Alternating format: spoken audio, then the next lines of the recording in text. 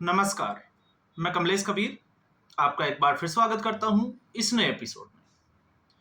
आज के इस एपिसोड में हम बात करेंगे महाराष्ट्र की। लेकिन आज के संदर्भ में अगर राजनीतिक तौर से हम देखते हैं, तो अगर कोई ये पूछे कि 2014 के बाद से इस देश में क्या बदला, तो इसमें मेरा जो आकलन है वो ये कहता है कि देश की जो जनता है वो परिवारवाद की राजनीति से धीरे धीरे दूर होती जा रही है, मन उब गया है। क्योंकि 2014 से पहले आप देखिए, बिहार में लालू प्रसाद यादव, उत्तर प्रदेश में मुलायम सिंह यादव, महाराष्ट्र की हम बात करते हैं बाला साहब ठाकरे, तो आपको ऐसे जो है वो बहुत सारे नाम मिल जाएंगे।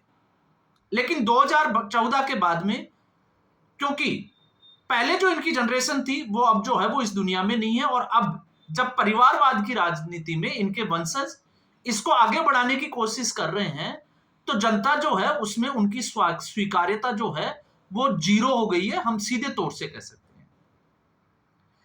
अब ये तो है 2014 के बाद में एक आकलन। दूसरा आकलन जिसकी हम बात कर रहे हैं, दूसरा ये कि क्या कभी ये हो सकता है इतिहास में आने वाले समय में कि भारतीय जनता पार्टी और कांग्रेस पार्टी दोनों में गठबंधन हो जाए। तो आपको लगेगा कि क्या मैं मूर्खतापूर्ण जो है वो बात कर रहा हूं, थोड़ा हास्यास्पद लगेगा, लेकिन सबको पता है कि यह असंभव है। क्यों है? क्योंकि कांग्रेस पार्टी जिसके ऊपर शुरू से मुस्लिम तुष्टीकरण का आरोप लगता है, और उसके पीछे वजह भी जो है वो बहुत बड़ी वजह है, जिसमें एक ताजा उदाहरण, क्योंकि चुनावों में वोट चोरी का आरोप लग रहा है, तो हमने एक वीडियो में बात भी की थी उत्तर प्रदेश की रामपुर सीट की पहला आम चुनाव, और जिसमें विशन चंद सेठ जो कट्टर हिंदुत्ववादी थे उनकी जीत हो जाती है। जिला चुनाव अधिकारी जो है वो उसकी घोषणा कर देते हैं माइक के ऊपर, और उसके बाद में विजय जुलूस निकलता है। लेकिन यह खबर जब वायरलेस से पंडित जवाहरलाल नेहरू को पता चलती है, तो वो तुरंत जो है वो गोविंद वल्लभ को जो है वो पंत को कॉल करते हैं, जो तत्कालीन मुख्यमंत्री होते हैं, और उनको कहते हैं कि उनका जो दोस्त है मौलाना आजाद, वो किसी भी सूरत में चुनाव जीतना चाहिए, नहीं तो आपकी कुर्सी जो है वो खतरे में आ जाएगी। तो आप समझ सकते हो कि ये ऐसा क्यों था, ये सिर्फ और सिर्फ मुस्लिम तुष्टीकरण के लिए। तो परिणाम पे ना जाकर मुस्लिम तुष्टीकरण को तवज्जो दी गई। तो 1957 और 1962 में विशन चंद सेठ जो है वो फिर चुनाव जीत कर आए और संसद में भी आए पंडित जवाहरलाल नेहरू के सामने बैठने। तो ये जो है एक, जिसको हम कहते हैं कि विचारधारा, कि एक तरफ मुस्लिम तुष्टीकरण और दूसरी तरफ हिंदुत्व, या हम कह सकते हैं आरएसएस या भगवा, तो इनका कभी जो है वो मिलन नहीं हो सकता, ये पूरा देश जो है वो जानता है। तो इसी कड़ी में 1990 के बाद में अगर आप देखोगे, तो यहां मैंने बात की भारतीय जनता पार्टी की जो विचारधारा है, हिंदूवादी विचारधारा, उससे एक कदम आगे शिवसेना की जो विचारधारा थी कट्टर हिंदुत्व की, और कट्टर हिंदुत्व की विचारधारा थी बाला साहब ठाकरे की। तो बाला साहब ठाकरे ने जिस तरीके से 1995 में सबसे बड़ी पार्टी बनी महाराष्ट्र की, और भारतीय जनता पार्टी के साथ गठबंधन में सरकार बनाई, और बाला साहब ठाकरे मुख्यमंत्री की कुर्सी से दूर रहे, सत्ता से दूर रहे। उसके बाद 2014 आपने देखा, 2019 भी आपने देखा। तो 2006 में पुत्र मोह के कारण हम कह सकते हैं, क्योंकि सारी राजनीतिक पार्टियों का हाल यही है, उद्धव ठाकरे को जो है वो शिवसेना की कमान दी गई, और राज ठाकरे उससे नाराज होकर पार्टी से बाहर निकल गए, नई पार्टी का गठन किया, महाराष्ट्र नवनिर्माण सेना। महाराष्ट्र विधानसभा चुनाव भी लड़ा, लगभग 6 सीटों के ऊपर जीत भी हासिल की। 2012 में बाला साहब ठाकरे का जो है वो निधन हुआ, और उसके बाद 2014 में भारतीय जनता पार्टी का गठबंधन था शिवसेना के साथ, दोनों ने चुनाव लड़ा और सत्ता में वापसी की। अब आप देखिए 2019 का विधानसभा चुनाव, यहां से जो है वो महाराष्ट्र की राजनीति में एक नया ट्विस्ट आया, नया मोड़ आया, कि उद्धव ठाकरे उस पार्टी के साथ गठबंधन कर बैठे जिस पार्टी के साथ गठबंधन नहीं करना चाहिए था। किस लिए? क्योंकि मुख्यमंत्री की कुर्सी जो है वो प्यारी लग रही थी। महाविकास आघाड़ी में गए और उसके बाद में पार्टी से भी हाथ धो बैठे, सिंबल से हाथ धो बैठे, पार्टी के नाम से हाथ धो बैठे और 40 से ज्यादा विधायक जो है वो छोड़कर चले गए। एकनाथ शिंदे के लीडरशिप में हम ये कह सकते हैं। उसके बाद में डीएमके के नेताओं के जो है वो स्टेटमेंट आए, राम मंदिर प्राण प्रतिष्ठा का मुद्दा आया और इसमें जो है वो गठबंधन की जो राजनीति थी विपक्ष की वो किस तरीके की थी वो आप सभी को पता है, उसे मुझे बताने की जरूरत नहीं है। अब शिवसेना जो उद्धव ठाकरे थी उसकी इज्जत की जो लड़ाई थी जिसको हम कहते हैं वो टिकी हुई थी महाराष्ट्र के विधानसभा चुनाव में, तो वो पंक्चर हो गई, हवा निकल गई। तो एक जो है वो आपने देखा होगा राजनीति में और गुंडागिरी में एक बात बड़ी कॉमन है, जब एक होता है ना जिसका वहम होता है पर्दे के पीछे, जैसे बाला साहब ठाकरे का था, जब ये वहम से पर्दा हट जाता है तो उसके बाद आपके पास कुछ नहीं बचता है। और यही हो गया शिवसेना के साथ, उद्धव ठाकरे के साथ।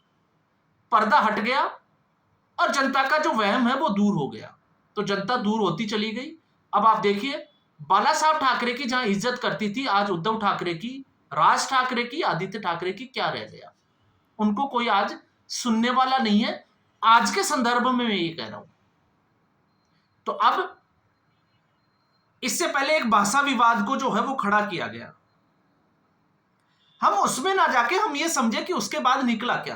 तो उसके बाद ये निकला कि दोनों भाई एक मंच पर साथ आए और एक मंच पर साथ आने के बाद में आपने देखा कि महाराष्ट्र की राजनीति में एक नया मोड़ देने की कोशिश की गई राजनीतिक विश्लेषकों के द्वारा कि अब जो है दोनों भाई एक साथ आ गए तो अब महाराष्ट्र में भौकाल आएगा।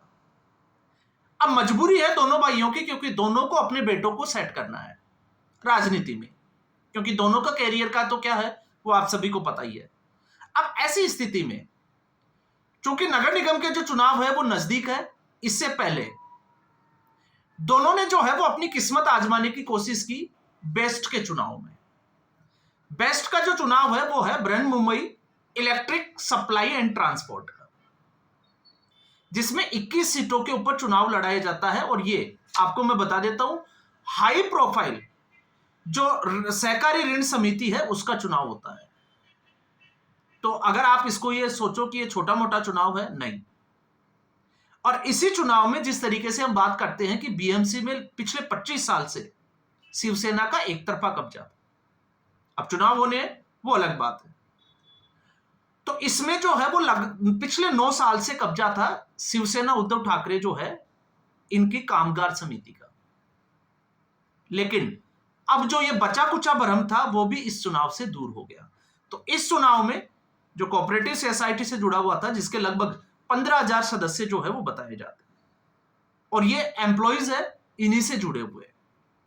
अब यहां पर जब चुनाव हुआ तो इन्होंने दोनों पार्टियों ने मिलकर एक पैनल बनाया, उत्कर्ष पैनल, और सभी 21 सीटों के ऊपर चुनाव लड़ा और इनके खाते में एक भी सीट नहीं आई। तो आप सोचकर देखिए, जो एक भ्रम बचा हुआ था बीएमसी और छोटे चुनावों को लेकर, निकाय चुनावों को, अब वो भ्रम की स्थिति भी जो है वो साफ हो गई है। इसलिए मैंने कहा कि ठाकरे ब्रदर्स का जो भोकाल था, जिसकी एक हाइप बनाई जा रही थी महाराष्ट्र की राजनीति में, अब उसका क्या जो है वो हाल हुआ है। तो आपको पता होगा आमची मुंबई में तो फटे हाल हो गए। तो एक समय था कि बाला साहब ठाकरे के एक इशारे में मुंबई रुक जाती थी, ठहर जाती थी। और आज स्थिति यह है कि उद्धव ठाकरे और राज ठाकरे को कोई सुनने वाला भी नहीं है। जिस मातोश्री में बड़े से बड़े नेता जो है वो अपना माथा टेकने जाते थे, मैं सीधे तौर पे कहता हूं, क्योंकि बाला साहब ठाकरे किसी से मिलने कभी नहीं गए, आज वही उद्धव ठाकरे जो है वो दिल्ली में दर दर भटकते हैं कि किसी भी तरीके से उनका राजनीतिक कैरियर जो है वो बचा रहे। किन पार्टियों के साथ में? उन पार्टियों के साथ में जिनका बाला साहब ठाकरे से 36 का आंकड़ा था। तो आप सोचकर देखिए 2019 के विधानसभा चुनाव में जब मुख्यमंत्री की कुर्सी का जो पेच फंसा हुआ था सीटों के बंटवारे को लेकर, तो उसमें अमित शाह जो है वो मातोश्री गए थे, उद्धव ठाकरे नहीं आए थे बाहर। और आज स्थिति यह है कि उद्धव ठाकरे राहुल गांधी 10 जनपद पे चक्कर लगाते हैं, तो कभी राहुल गांधी और सोनिया गांधी उद्धव ठाकरे जब बीमार पड़े तो उनसे हालचाल पूछने भी गए थे क्या? तो आप अगर इसका आंसर ढूंढोगे तो आपको पता चलेगा कि सच्चाई जो है वो वास्तविकता है क्या। तो ये जो भ्रम था वो फिर टूट गया। और इस भ्रम को टूट करने के बाद में जिस तरीके से सबको उम्मीद थी कि संजय राउत, क्योंकि संजय राउत को बड़े प्यार से मैं जो है वो शकुनी बोलता हूं महाराष्ट्र में, क्योंकि उद्धव ठाकरे को निपटाने में अगर किसी का बड़ा हाथ है तो वो बड़बोले हैं संजय राउत। तो संजय राउत का तो बयान नहीं आया, लेकिन ये जो उत्कर्ष समिति एक पैनल जो बनाया गया था उसके अध्यक्ष सुहास सामंत, उनका जो है वो बड़ा एक बयान आया कि उनके ये नतीजे जो है वो हैरान करने वाले हैं। तो मुझे लगता है कि हैरान होने की शिवसेना को जरूरत नहीं है उद्धव ठाकरे की, क्योंकि अब आदत होनी चाहिए इन चीजों की, क्योंकि जनता जो है वो अब उससे बाहर निकल चुकी है। क्योंकि इन पार्टियों को ये लगता है कि आज भी बाला साहब ठाकरे का वही भोकाल है जो पहले हुआ करता था। तो आप जब बाला साहब ठाकरे नहीं रहे तो भोकाल कहां से रहेगा?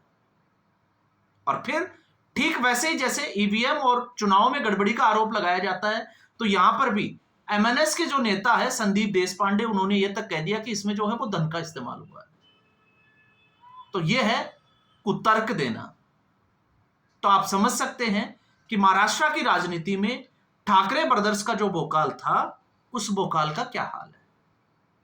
तो अब इससे आपको अंदाजा लगेगा कि दोनों भाई एक साथ आने से क्या होने वाला था। तो अब बीएमसी के जो चुनाव होने वाले हैं उसमें क्या हाल होने वाला है। तो आज के एपिसोड में बस इतना ही।